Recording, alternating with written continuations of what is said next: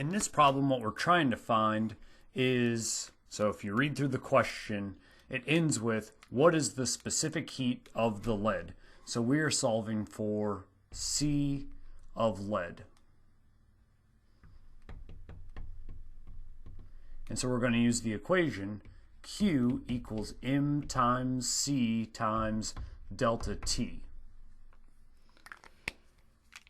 Now the mass of the lead, if you read the question, the mass of the lead is 98 grams. C is what we're going to be solving for, so that's a question mark. And then the change in temperature, well, what happened in this situation? So you had a beaker or a calorimeter and it had some amount of water in it, and then you took a piece of lead, let's just, well, imagine it like as a cube, and the cube was at 100 degrees Celsius and it was plunked down into this water. The water originally was at 23 degrees Celsius. And what's going to happen? Well, some of the thermal energy of the lead is going to end up making the water hotter, and in so transferring, it's going to make the lead colder until they reach thermodynamic equilibrium at 27.5 degrees Celsius. So the change in temp for the lead, it goes from 100 down to 27.5. So change in temp is going to be final of 27.5, initial of 100, so that is negative 72.5 degrees Celsius. And read through the question as you might, nowhere does it mention a Q value for that lead. But what we're going to do is, because how much heat did the lead lose? It's the same amount of heat that was gained by the water. So we're going to do a second Q equals M times C times delta T equation for, this time, the water.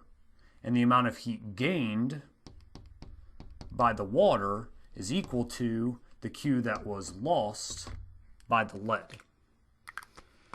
So hopefully I know all of these variables for the water. So I think the mass of the water was 50.0 grams.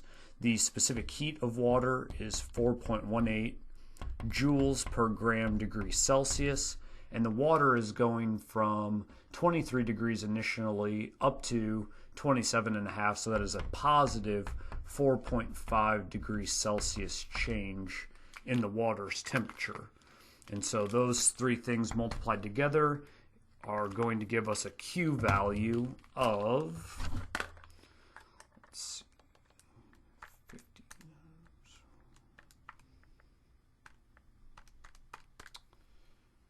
940.5 joules. And that's going to be positive because the water gained the energy from the lead. When we take this number and we plug it in up here for the Q of lead, we're going to make it negative because it was lost, so negative 940.5. All right, so this is getting a little bit crowded. But if I want to rearrange this formula, if Q equals M times C times delta T, then C is going to equal Q divided by M times delta T. And so if my Q is 940.5 and my mass is 98 times negative, well, and that was a negative, wasn't it? So negative 940.5 divided by negative 72.5, and then when I plug that into a calculator, I'm going to end up, now since this 98 grams there is only two significant figures, I'm going to identify the specific heat of lead as 0.13, and the label on that needs to be joules per gram degrees Celsius. So that is a classic calorimetry problem.